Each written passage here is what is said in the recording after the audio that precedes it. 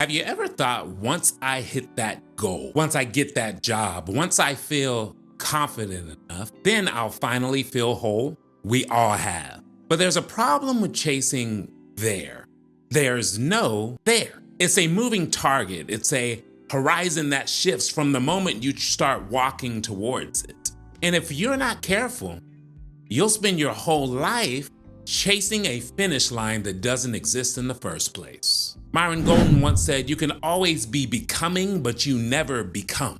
And that's the truth, the mindset shift that changes everything. So today is not about hyping you up. It's about grounding you in that mindset that will bring sustainable momentum in your life.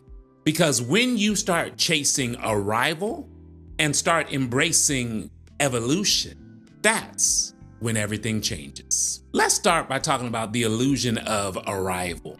We're taught from a young age that success is a staircase. Hit the next step, check the next box, graduate to the next level. But here's what they forgot to tell us. Growth doesn't work like that. It's not a staircase where you go just straight up. It's a spiral. And just when you think you've arrived, life circles back with a new lesson, a new stretch, a new version of you waiting to emerge. And that's not failure, that's design. I once hit a career milestone that I had dreamed about for years. But 2 days after celebrating it, I felt empty. And it wasn't because I wasn't grateful, but it's because I realized that I had made the mistake of thinking the goal itself would complete me. And not only did it not complete me, but it exposed that I had been chasing identity through achievement. And really what it did is it forced me to ask a better question. If this goal does not make me whole, then what does? What truly defines progress if it's not the check marks? I want you to write this down where you can see it. Milestones are checkpoints, not final destinations. So celebrate growth, yes, but never confuse it with completion. And maybe even more important is to make it a point that you don't resent the cycle. And if you're in a cycle, embrace it. Because the fact that you are even in a cycle means that you are in motion. You can always be becoming. And the moment you think you've made it is the very moment you stop becoming. Growth is never about finally being enough. It's about continuing to evolve even when you are. And it is the mind shift that we need. The mind shift from how do I prove I'm worth it to how can I become a better steward of who I already am. Think of it like this. A tree doesn't stop growing once it bears fruit. In fact, it grows deeper roots. It adapts to the seasons that come around it. It learns how to enjoy the sunshine and to survive the storm. We're the same way. Your value doesn't change, but your expression of that value is to evolve. And if you stay rooted in past versions of yourself, you're going to miss out on all of the new branches that you were meant to grow. So I challenge you to take a moment and ask yourself, who am I becoming now? And who does this version of me serve? Write it out, visualize it, speak it out daily. Because clarity of identity, it fuels intentional growth. There's a gap that we have to talk about. And I want you to lean in because this is the uncomfortable part. The uncomfortable part is living in the gap between who you are and who you are becoming. This is where imposter syndrome shows up. This is where the doubts of your childhood whisper the loudest. This is where the old you wants to turn back around, but the new you hasn't fully formed yet. This gap is where many quit, but it is in this gap that transformation actually happens. Think of a caterpillar in a cocoon. It's not who it was, but it ain't a butterfly yet either. It's quite literally dissolving. But if it leaves the cocoon too early, it dies. And you are in danger of interrupting your own metamorphosis simply because you can't sit in the in-between. The in-between, it's messy. The in-between is uncertain, but it's also sacred. And in order to get through the in-between, we have to start by reframing it. The in-between is not where you're lost, it's where you're becoming. And the challenge that we are presented with is the simple thought of can we learn to love the tension of the in-between? Because if you learn to love it, you'll never run from growth again. Becoming requires letting go. And I want you to hear me.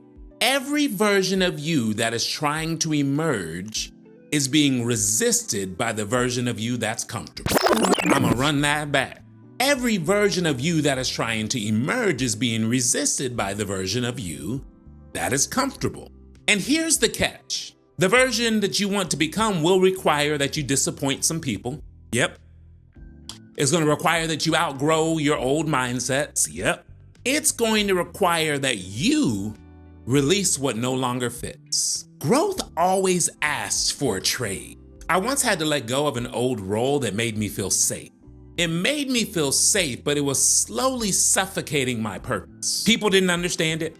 I questioned myself daily, but the peace that came after the stretch was unmatched. And it wasn't about abandoning responsibility. It was about honoring alignment. Because you can't carry your old identity into your new season and expect to thrive. That would be crazy. So I ask you, what do you need to let go of that the next version of you can't carry? Write it down, say it out loud, and let it go. And even if it's not a dramatic exit where you just drop everything, start with a decision, a shift in your language, a boundary set, a new habit. These are the things that signal to your spirit that we are moving forward and we're not going back. This is what I call perpetual personal development, because it's not something you do when things go wrong. It's a lifestyle, it's a rhythm, a decision to show up and grow, whether things are falling apart or finally falling altogether. Most people only lean into growth when they're in pain. Life is whipping your tail, so now you're reaching for the self-development books. I've been there. But real transformation, it happens when growth becomes your norm and not the rescue plan. Here's 5 tools for your toolbox on this journey. The first is weekly self-check-ins. This is simply you taking a moment and asking yourself, am I becoming the person who I said I would be? The second tool is to feed your mind. This is through books, mentors, and yes, the reflection. The third is to regulate your nervous system, breath work, stillness, gratitude practices. The fourth is to course correct quickly. It is very important on this journey that when you drift, you don't judge, you realign. And the fifth is a monthly audit. What's serving the future me and what's weighing me down? Because you're not growing for perfection, you're growing for alignment. And the more consistently you align your life with your purpose, the less effort it takes for you to stay on track.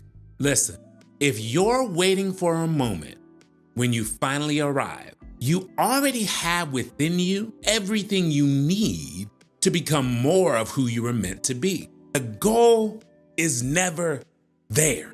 It's to go deeper here. It's to build stronger roots, to elevate your identity, to become a steward of your purpose. So no, there's no final form, there's no finish line, but there is a sacred, consistent journey of becoming and the commitment to never settle for who you were yesterday. And don't get it twisted. This isn't about never being content. This is about honoring the contentment of progress over perfection. This is about choosing growth, not because you're not enough, but because you already are, and now it's time to go live like it. In the comments, finish this sentence.